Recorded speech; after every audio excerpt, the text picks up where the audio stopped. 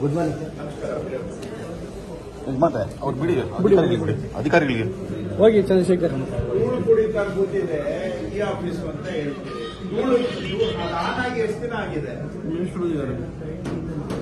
ರೇ? ಧೂಳು ಕುಡಿತಾ ಕೂತಿದ್ಯಲ್ರಿ, ಏನಾರ ಹೇಳೋದಕ್ಕೆ ಒಂದು ಇತಿಮಿತಿಯಲ್ಲಿ ಹೇಳ್ರಿ. ಇಲ್ಲ ಆಫೀಸಲ್ಲಿ ಓಪನ್ ಮಾಡಿ ಈ ಆಫೀಸ್ ಯಾವತ್ತೂ ನೀವು ಆಪರೇಟ್ ಮಾಡಿದ್ದೀರಾ ನೋಡೋಣ. ಯಾವ್ದು ಲಾಸ್ಟ್ ಪೀರಿಯಡ್ ಆಗಿರೋದು ಇದ್ದೀನಿ ಸರ್. ಹೇಳಿದ್ರೆ ಮನುಷ್ಯರಿಗೆ ಮಾತಾಡ್ತಾ ಆಗ್ಬೇಕು. ಎಲ್ರಿ ಇದು ಧೂಳು ಕುಡಿತಾ ಕೂತಿದೆ, ಯಾವತ್ರಿ ಆನ್ ಮಾಡಿದ್ ಲಾಸ್ಟ್?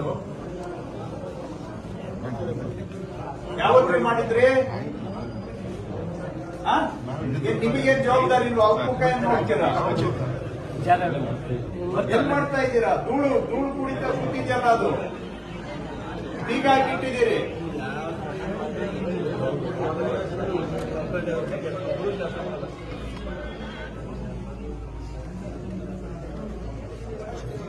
ಯಾರ್ರಿ ಜವಾಬ್ದಾರಿ ಇದಕ್ಕೆ?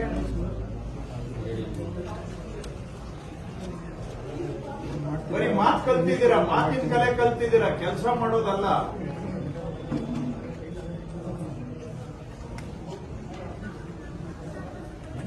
ಏನಕ್ಕೆ ಇದೆಲ್ಲ ಕೊಟ್ಟಿರೋದು? ಧೂಳು ಕುಡಿಯೋದಕ್ಕ?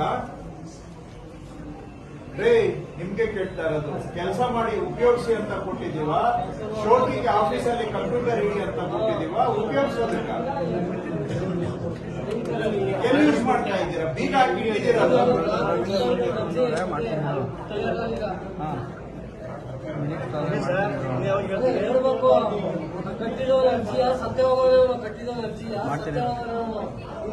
ಒಂದು ಸಿಂಪಲ್ ಆಗಿ ಹೇಳಿ ಕೆಲಸ